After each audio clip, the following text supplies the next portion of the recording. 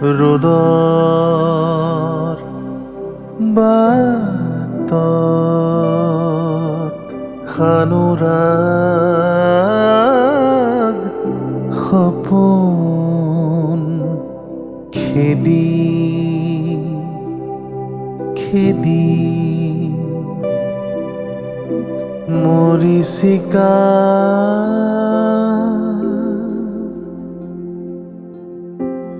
জ্বলি যায় সোপান ৰূপালী চৰাই যাক উৰি গৈ আকাশ পাই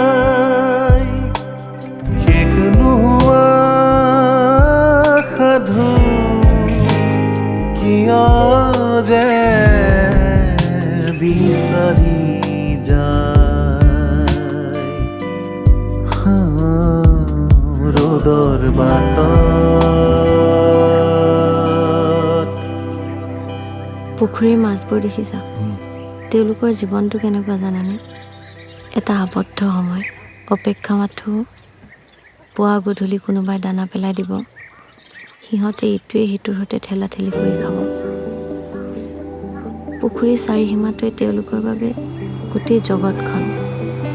আৰু যিদিনা সিহঁত বাহিৰলৈ ওলাই আহিবলৈ সুবিধা পায়, সিদিনা সিহঁতৰ জীৱনৰো শেষ দিন হয়। আধা গঢ়াই জীৱন ছবি আকে হুবহু ৰং ঢালি অৰাতি আঁতৰ কৰি ৰং মেলা পাতি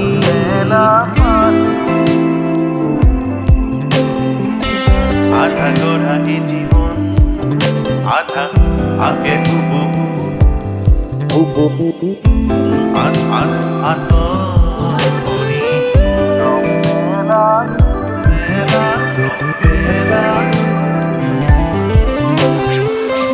আধা গঢ়াই জীৱন ছবি আকে হুবহু ৰং ঢালি অৰাতি আঁতৰ কৰি ৰং মেলা পাতি মালা গথা জীৱন ছবি এতিয়া মৰুবালি খহি পৰা প্ৰতি ছবি মোৰে জল ছবি জল ছবি জল ছবি জল ছবি। মই সেই মাছবোৰৰ দৰে আবদ্ধ হৈ থাকিব নোখোজো কপিল, মই বাহিৰলৈ ওলাই আহিব খোজোঁ। কিন্তু সেয়া জীৱনৰ শেষ দিন হিচাপে নহয়, এক নতুনৰ আৰম্ভণি হিচাপে। তোমাৰো যে সপোনবোৰ নহয়